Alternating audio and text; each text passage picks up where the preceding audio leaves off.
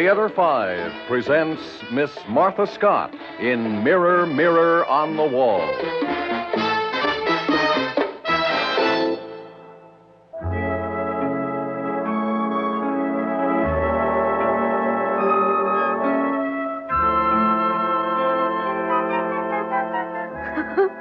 Oh, golly, Mother. Don't tell me this ugly infant is me. Of course it is, Carol. Oh. Your father took this snapshot the day we brought you home from the hospital. Well, I'm going to burn it. No girl of 16 would want anybody to know she ever looked as ugly and naked as this. Well, now, what are you two girls up to this evening? Hatching a plot against the old man? Hi, Dad. Mother's showing me ye old family album. Oh. I'd no idea she kept this among her treasures. Well, I'd forgotten that myself. All right, move over. Let me look with you. Oh, sit here beside me, Arthur. Okay. Well, what year are we up to? 1948. This is the Grand Canyon trip on our second anniversary. Look, Carol, here's your father riding a mule. Really? Gosh, you look so young. Well, I was young and handsome, too, wasn't I, Emily? Yes, you look like Ronald Coleman. I was terribly jealous of you. Listen, Mother, it's your birthday. He should be flattering you. What birthday is it, by the way, or is that a secret? No, it's my 39th. But the less said about that, the better. Oh, nonsense, Emily. You're still my child bride. Well, come on, turn the page. I'm dying to see what's next. Carol, you hold the album. You and your father can look at the rest of it together. But, Mother... Emily, where are you going? Upstairs, dear. I think I'll take a hot bath and read a while. But you stay here with Carol. I'm quite sure I'll be able to manage that one flight without assistance.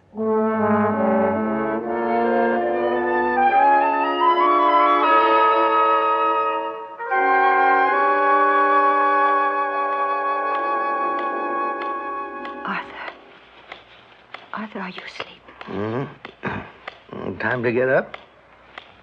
No, it's still dark, but do you hear that sound? What sound? Steady ticking. Don't you hear it? No. Maybe you're half awake and still dreaming. Oh, I just remembered, Emily. This is your 40th birthday. Happy day, sweetheart. Wait, don't go back to sleep. Someone's come to speak to me. Someone mystical and strange. Who are you? A visitor, Emily, but hardly a stranger. I'm not really unknown to you. Are you sure? I've never heard your voice before. True, but you've been aware of my existence. I don't understand. Your awareness began a year ago. Remember the photograph album and your daughter's thoughtless remarks? Yes, of course. When you went to your room that night, you sat down and studied yourself in the mirror, and you found no evidence that I had been attentive to you as yet. You do remember that, don't you? Yes, I was relieved. But why are you so attentive to me now? It's much too soon. I'm still young. But this is your 40th birthday, Emily. No further postponement is possible. From this year forward, you'll be receiving my offerings in a continuous flow. But I don't want them, so please go away. You're not welcome. I never am. Nevertheless, my gifts will be arriving constantly, always gifts of physical change.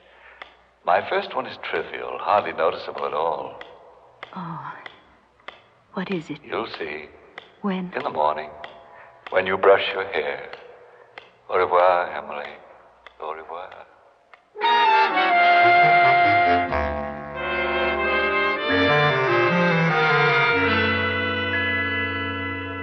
Good morning, Mother. Happy birthday. Oh, thank you, dear. Sit right down. Your breakfast will be ready in a moment. Hey, you sound kind of mournful. Anything wrong? Your mother didn't sleep very well, Carol. I think she had a bad dream. Woke me up to tell me about it. Remember, dear? Yes, Arthur, I remember. Is that all that's bothering you, a bad dream? Oh, no, dear, not exactly. It's something more realistic than that, I'm afraid. What is it? Why, I don't think I ought to tell you. You'll think I'm vain. I will not. Come on, Mother.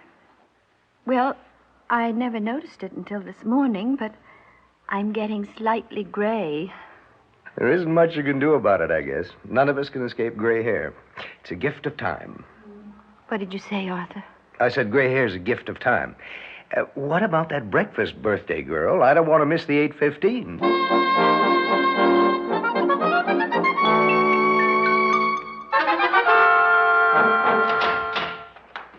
The breadwinner's back from the marts of trade. Anybody home? Yes, Arthur, we're both here. Hi, Dad. Hi. Hey, brace yourself for a shock. When you see Mother, you'll faint dead away. I will. Why? Hello, darling. Was it a busy day? Yeah, I thought I'd never... Good Lord, Emily. What in God's name have you done to your hair? She had it dyed blonde. Isn't it wild? Well, that's hardly the word for it. Why did you do it? Well, I decided that my hair was going to change color. I might as well go all the way. Oh, I love it, don't you? I'm not sure yet. I'll let you know after I've had a double martini.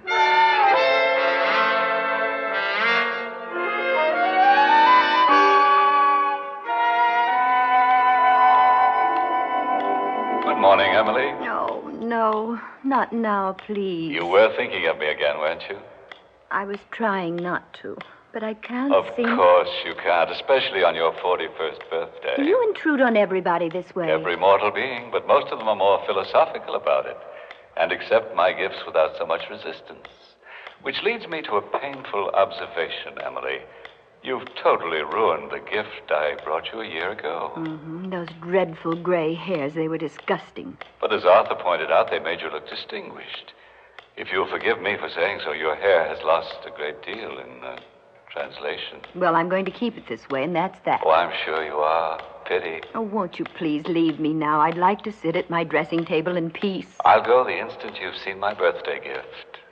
What is it this year? Something more substantial. Look in the magnifying mirror. Go on, pick it up. Look. Can you see them, Emily? Oh. Tiny wrinkles at the corners of your eyes. Rather delicately etched, aren't they? Oh, they're horrible. Repulsive. Now, please go away and don't come back. But my return is inevitable. Goodbye for a while, Emily. I won't forget you, my dear. And I'm sure you won't forget me.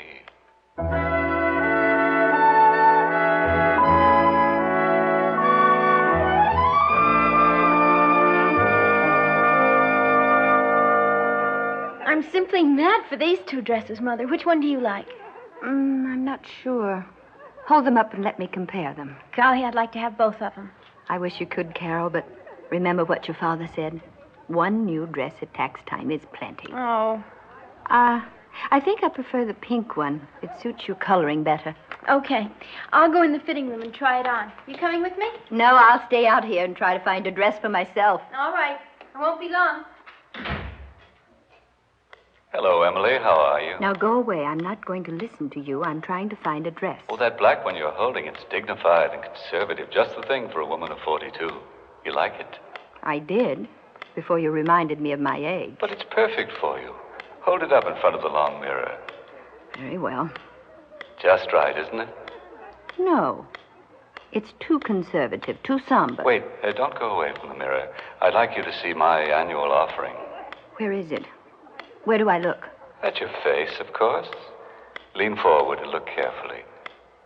There, that's right. Oh, no, I hadn't noticed before. It's perceptible in your cheeks and a slight sag under your chin. Oh. A double offering this time. But I won't have them. I won't accept... Oh, I think you will, Emily, and I suggest you accept the black dress as well. I hate the black dress. It's hideous. You were right, Mother. I adore this pink one, and I'm going to take it. Mother, turn around and look at me. What, dear? I said I love this one, and I'm going to take it, okay? No. It isn't okay. Find something else. Well, I think it's great. Why shouldn't I take it? Because I'd like it more myself. For yourself? Oh, Mother, that's silly. This dress is for a 19-year-old. Don't be rude, Carol. I'm not fond of your constant reminders that I'm getting old. But that isn't what I meant at all. You're not ancient, Mother. But you're not 19, for heaven's Carol, sake. don't argue. Just go back and take that dress off. All right. All right. She's right, Emily. You're not 19 any longer. Please, not now. You're becoming pleasantly mature, so why not relax and enjoy it? Be quiet, I But said. you are maturing. The proof is in this mirror. Stop it, or I'll... Emily, put down that chair. Don't do it.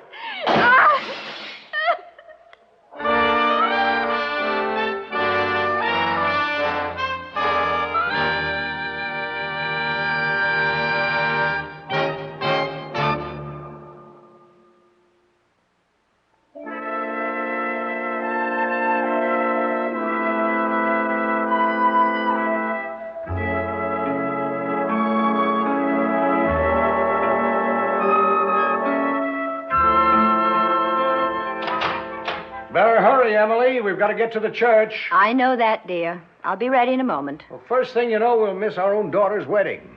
What are you doing to yourself anyway? Making up my face, of course. Would you have to pile on so much goo? Oh, you want me to look presentable, don't you, Arthur? Well, sure, but you look great to me without all that stuff. Well, I don't agree with you. I'm not the bride's grandmother. I'm her mother. That's right. And at 44, more attractive than ever. Oh, you're sweet. I'd like to believe that. But with these great bags under my eyes, I look 50. Now, Emily, that's nonsense. And it's getting late, so please quit what you're doing and come along. I'll be right with you. I'm certainly not going to Carol's wedding looking like a hag.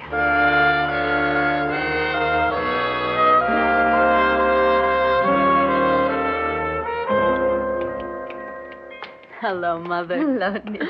Hi, Dad. Darling. Have you ever seen so many flowers in your whole life? They're lovely. The floor nurse told me she could hardly find enough vases to put them in. How do you feel, dear? Oh, 7.5 pounds lighter. And wonderful. Well, Carol, how does it feel to have a real live doll to play with? I'm trying to get used to it. Have you seen him? I've studied him very carefully, and I think he's the spitting image of his grandma. His what? His grandma. That's you, dear, in case you didn't realize it. Oh, dear, I'm not sure I like that designation. Why not, Mother? Well, it conjures up visions of a lace cap and a rocker by the window. And I'm determined never to reach that stage. So now I'm laying down the law for Peter when he's able to talk. He may call me Emily, or even Hey You if he feels like it, but never Grandma. Is that clear, Carol? Yes, hey, you. I'll brief him when he's brought in for his 2 o'clock feeding.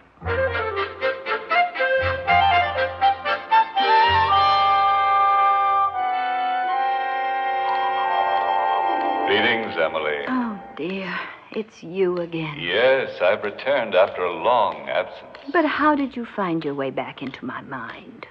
I banished you 8 years ago when I smashed that mirror in the shop. It's true you haven't admitted my existence for a long time, but it's obvious that I've been present in your subconscious. Obvious? How? By your actions at your dressing table. You've spent countless hours here attempting to defeat me. And I will defeat you. You'll see. But, my poor dear, you're defeating yourself. Your struggle for youth is ruining your happiness. And Arthur's as well, and it's a losing battle. I am not going to wither away. Do you hear? But you're 50 today, Emily. That's half a century. Is this the face of a woman of 50? Look at it. Oh, you're quite ingenious with those jars and pots. But have you glanced at your hands? My hands? Yes. Those veins are quite prominent, aren't they? They look like the hands of an old woman. No, not really. You're just oversensitive. Think of Arthur, my dear, and try to be happy for his sake, if not your own. And I warned you, it's a losing battle.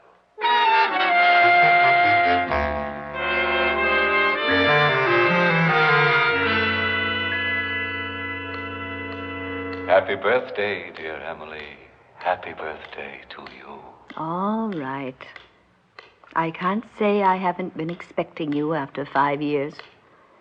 But this time, just tell me what you brought. I'm not going to look. Splendid. You're improving. But I'll never stop fighting. Oh, why don't you, Emily? Why not try to enjoy life with Arthur and Carol's boy?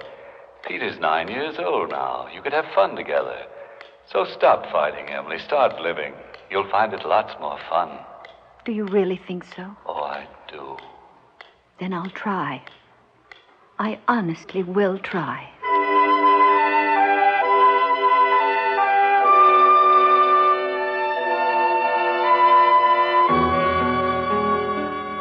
Hi, Emily. I brought you a birthday present. Oh, Peter, how thoughtful of you. This is the second present I've had today. Oh, you got one from Mom and Dad? No, from a visitor. But I'm sure I'm going to like yours better. It feels like a book. Is it a book? Yes, one of my favorites. I read it last year when I was 16. I hope you'll enjoy it, too. Here, let me open it for you. There. You like it? Well, I'm sure I will, but what's the title, Peter? David Copperfield. Can't you read this print? Well, not quite. Oh, I could if I squinted. But no lady wants to deepen her crow's feet, does she? I guess not. That's the other present I told you about, crow's feet. Huh, some present. Hey, maybe you need stronger glasses for reading. That's possible. Can you see far away through those old specs? Oh, not more than about a dozen feet. Well, then you'd better get distance glasses, too. Maybe those combination ones. Bifocals. Mm-hmm. Oh, gracious, I don't need bifocals yet. Well, you'd better get them by next Saturday, or you won't be able to see me on the platform. Platform? What do you mean? My graduation, don't you remember? Oh, dear me, yes. You'd better be there with those new cheaters, because I'm valedictorian. Okay, Emily? Okay. I'll get those new cheaters. And now, Peter, will you do something for me? Sure. What? It's something I'd like very much. Please call me Grandma.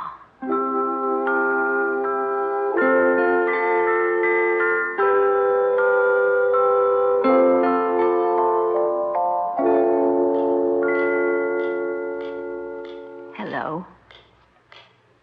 Are you in this room with me? If you are, please speak a little louder. My hearing isn't too good these days, you know. That little knob, Emily. Turn it up. That's right. You hear me now? Oh, yes, clearly.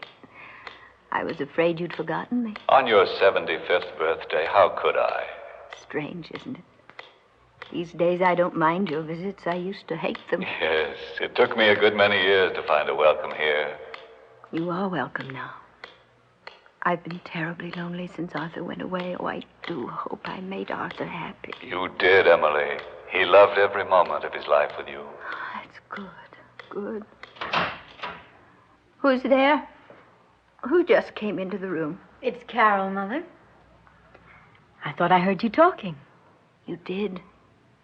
I'm entertaining an old enemy of mine. A friendly old enemy. Oh? Yes, we've been visiting together for a good many years now. And the scamp has always brought me birthday gifts I didn't want. It's hard to explain. You wouldn't understand. But I do, Mother. Your old enemy has been bringing gifts to me ever since I was 40. Carol, is that true?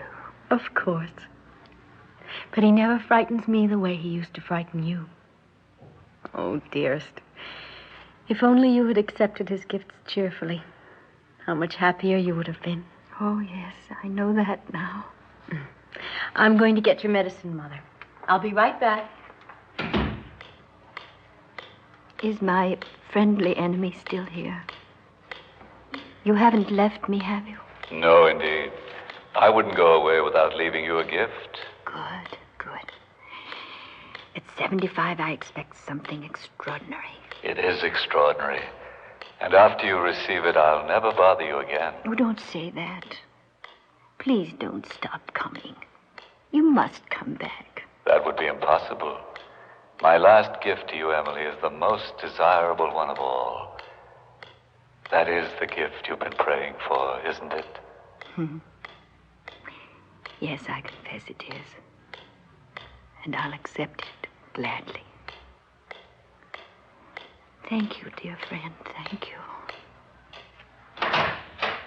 Mother, I've brought your medicine. Mother, are you asleep? Yes, Carol, your mother is asleep. I see. It was my final gift, and she was thankful. I'm thankful, too, that you brought it so gently. Dear, dear Mother, you look so serene and so lovely and so young.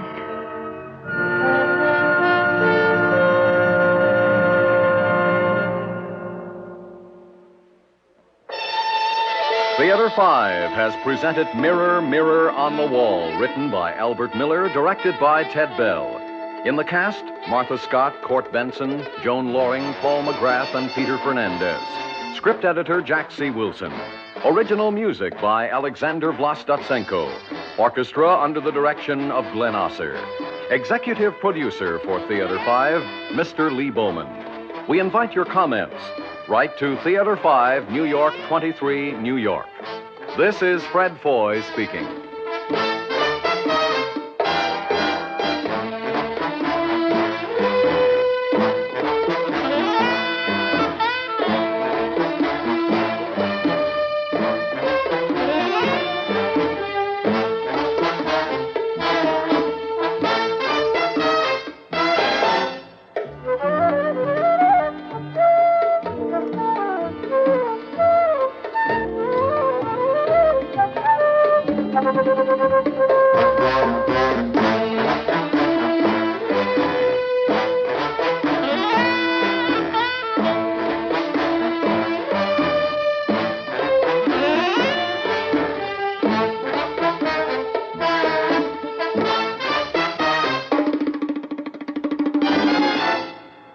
This has been an ABC Radio Network production.